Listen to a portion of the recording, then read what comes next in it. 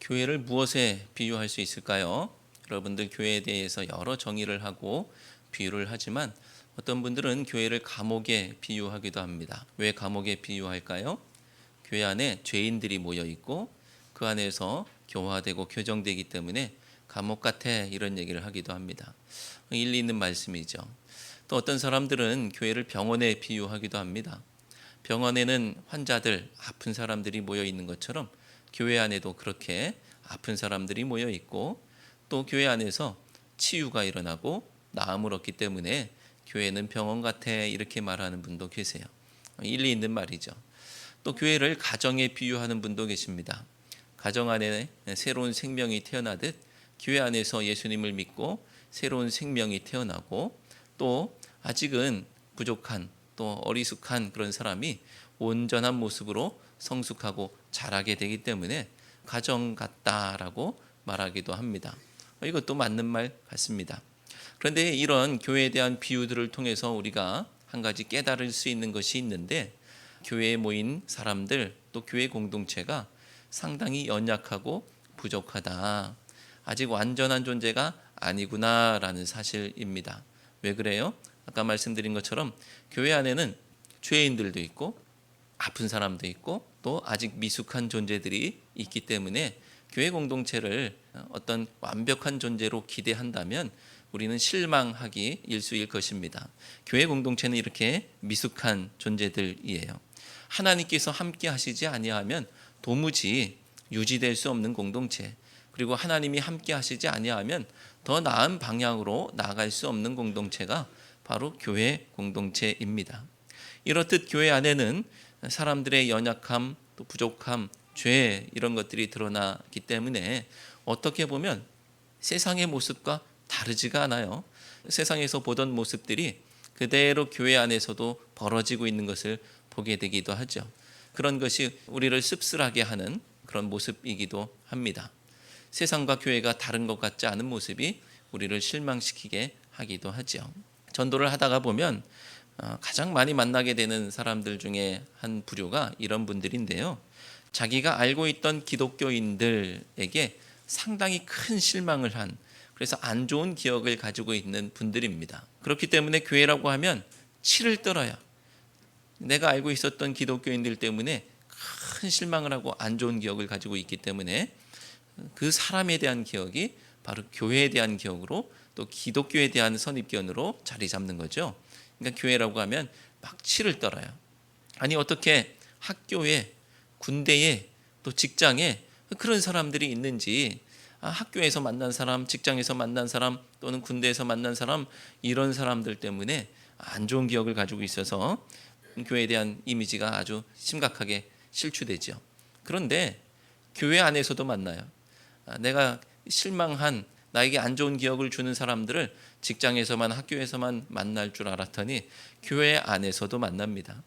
그래서 내가 의지하고 있던 어떤 권사님, 내가 신뢰하고 내가 많은 질문을 하고 상담을 하고 했던 그런 권사님이 하루아침에 내 돈 떼먹고 도망가는 그런 모습들, 교회마다 비일비재하게 있는 것을 보게 됩니다. 교회 안에서도 안 좋은 기억을 가지는, 나에게 실망을 주는 그런 사람들을 만나게 됩니다. 그래서 큰 상처를 받죠. 그래서 전도자를 만나면 마치 그 사람이 누구 같아요? 내 돈 떼먹고 간 사람 같아요. 마치 원수를 거기서 만난 것처럼 아주 전도자를 핍박하고 안 좋은 소리를 하기도 합니다. 왜 이런 일이 벌어집니까? 교회 안에 있는 사람들도 여전히 연약한 존재이기 때문에 그렇습니다. 교회 안에 있지만 나약하고 연약하고 죄인이고 아직 완전을 향해서 달려가야 되는 사람이기 때문에 부족함이 있어요. 그러니 이런 일들이 벌어지죠. 1장과 2장을 통해서 우리는 이방인의 죄, 그리고 유대인의 죄에 대해서 살펴보았습니다. 유대인들은 어떤 모습을 가지고 있었냐면 선민 사상을 가지고 있었죠. 그들이 선민 사상을 가지고 있었던 배경은 뭐예요? 하나님의 말씀을 맡았다라는 어떤 우월 의식이 그들에게 있었습니다. 그런데 1장, 2장을 통해서 우리는 모두가 다 죄인이야, 이방인만 죄인이 아니고 유대인들 너희들 말씀을 맡았다고 하지만 너희들도 죄인이야 라는 사실을 깨닫게 되었습니다. 그러니 그들이 말씀을 가지고 있다는 것이 그들의 구원의 근거가 되지는 않았던 거예요. 그렇다면 1절에서 묻고 있는 이야기 뭐라고 물었습니까? 그런즉 유대인의 나음이 무엇이며 할례의 유익이 무엇이냐라고 1절에서 물었죠. 자, 그러니 이 질문에 대해서 우리가 뭐라고 대답할까요? 다 똑같은 죄인이니까 유대인의 나음은 없어, 할례의 유익은 없어, 이렇게 말할 수 있을까요? 그럴 수 없는 것처럼 보이는데, 그런데 그렇지 않더라는 거예요. 2절에서 뭐라고 말씀합니까? 함께 2절 말씀 읽어볼까요? 범사에 많으니 우선은 그들이 하나님의 말씀을 맡았음이니라. 아멘. 유대인들의 유익이 있다는 거예요.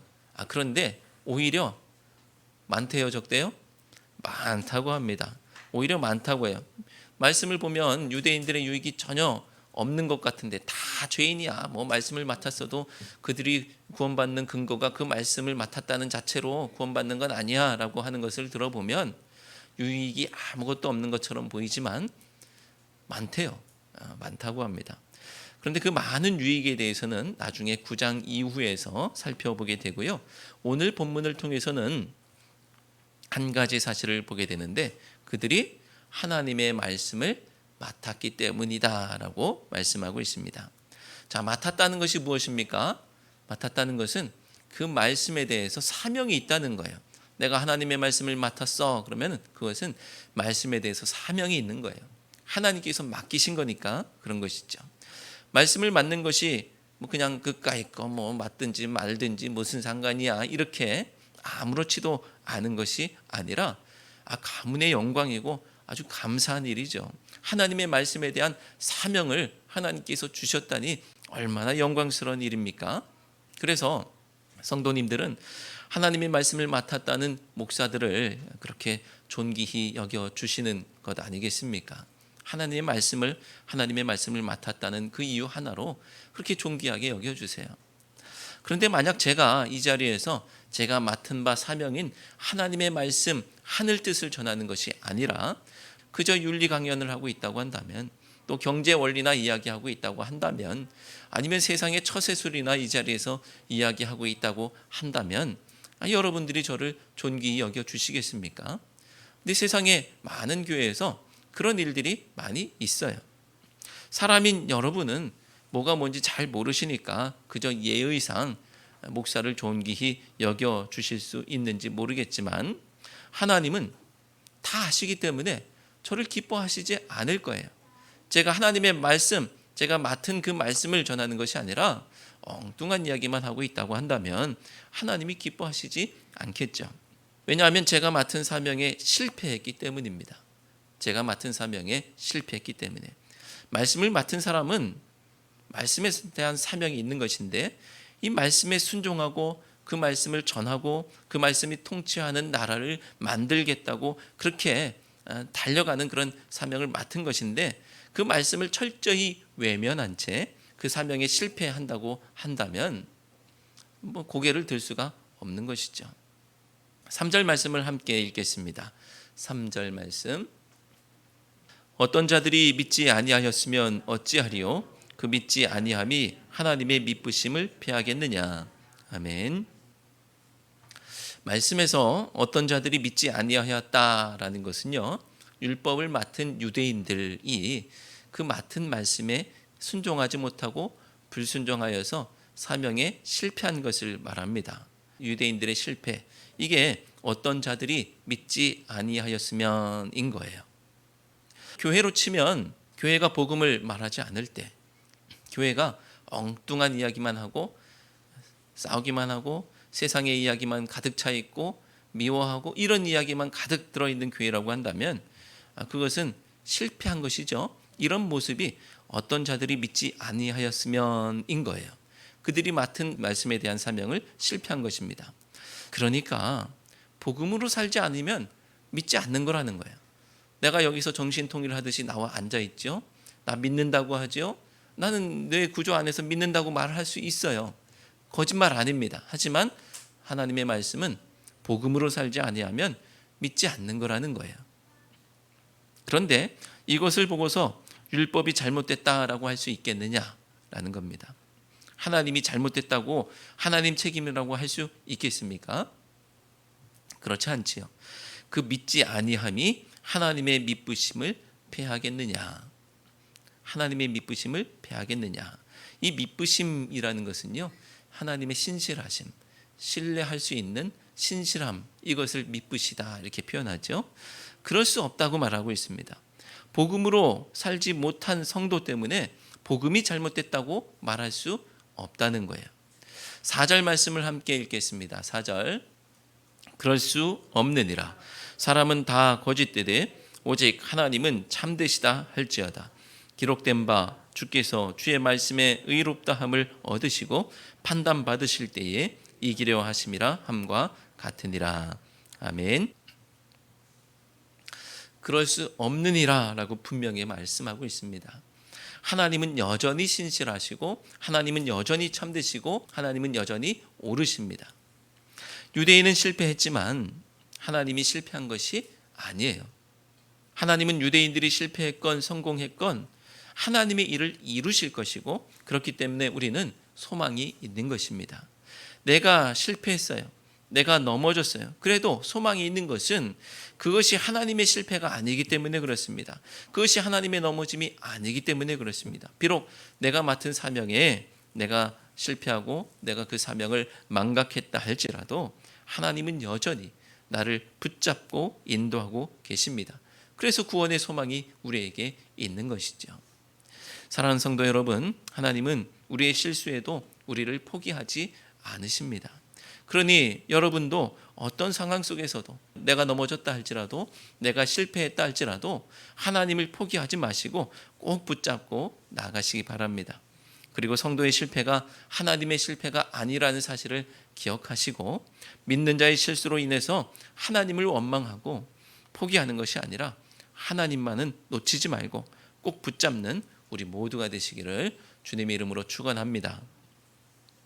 식민지 근대화론이라는 이야기가 있죠. 일제강점기가 우리에게 복이었다라는 이야기입니다. 이런 생각은 더 뻗어나가면 우리나라는 해방되는 것이 아니라 그저 여전히 일제에 귀속되었더라면 더 발전했을 텐데, 이런 생각으로 연결되지요. 자, 이렇게 되면 일제 앞잡이들을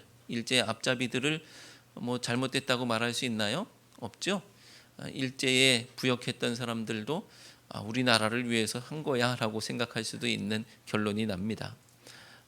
하지만 이것은 물질적 가치만 중요하게 여길 때는 아주 당연하게 맞는 말일 수 있어요. 우리 민족의 얼과 전통과 고유한 가치, 이런 것들은 다 빼앗겨도 대수롭지 않고 그저 배만 불릴 수 있다고 한다면 이런들 어떠하고 저런들 어떠하겠습니까? 하지만 그게 선이라고 생각한다면 잘못된 생각이죠. 배부른 돼지가 되느냐 배고픈 소크라테스가 되느냐를 선택하는 상황에 놓일 때 우리는 실제로 어떤 선택을 하든지 간에 우리의 이성은 배부른 돼지가 되는 것을 부끄럽게 여기죠.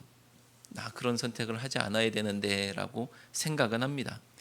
이것을 신앙의 모습에 적용하면 광야를 살지라도 하나님을 선택할 것이냐, 아니면 풍요와 다산을 약속하는 바알과 아세라를 선택할 것이냐의 물음이 되는 것이죠. 자, 이렇게 보면 우리의 선택은 너무나 쉽죠. 하나님 선택할 거야 아니면 바알과 아세라를 선택할 거야 라고 물을 때 당연히 하나님을 선택한다고 합니다. 그런데 삶의 현장 가운데서는 광야를 선택할 거냐 배부름을 선택할 거냐, 이런 것으로 보이거든요. 쉽지가 않습니다. 당연히 하나님을 선택한다고 하지만 이런 쉬운 문제도 현실에서는 그렇게 어려울 수밖에 없죠. 그러니까 구약의 역사 속에서 이스라엘 백성들이 그렇게도 실패하고 넘어졌던 것이죠. 그리고 우리의 삶의 모습 가운데서도 당연히 하나님을 선택한다고 해야 한다고 생각은 하지만 우리가 알게 모르게 눈 감고 넘어가는 부분들이 너무나 많습니다. 그런데 더 큰 문제는 그런 실수를 합리화한다는 거예요. 그런 실패를 합리화한다는 거예요.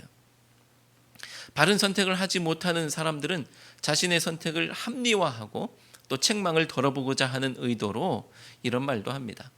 아니 하나님이 밥 먹여주나? 바알을 선택했으니까 이 정도 먹고 살지. 내가 하나님을 외면했으니까 이 정도 먹고 살지. 내가 신앙을 외면했으니까 이 정도 먹고 살지. 적당하게 신앙생활 했으니까 이 정도 먹고 살지. 하나님 앞에 내 목숨을 걸었으면 나 이 정도 먹고 못 살 거야 라고 생각하기도 합니다.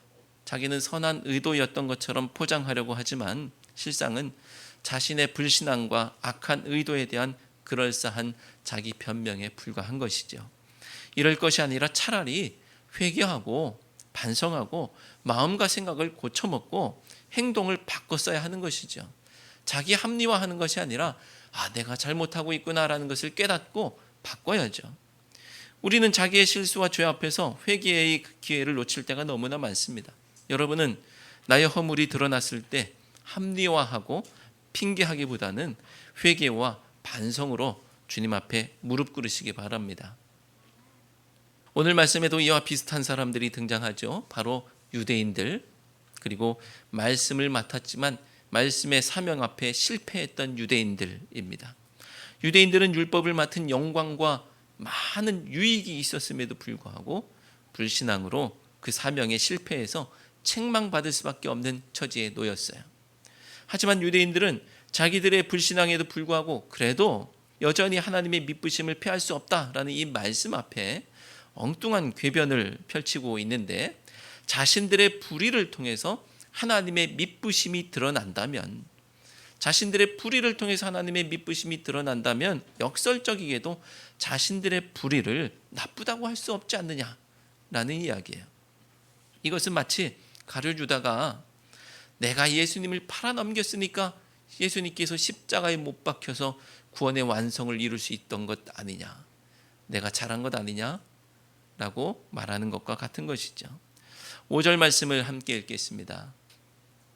그러나 우리 불의가 하나님의 의를 드러나게 하면 무슨 말하리요?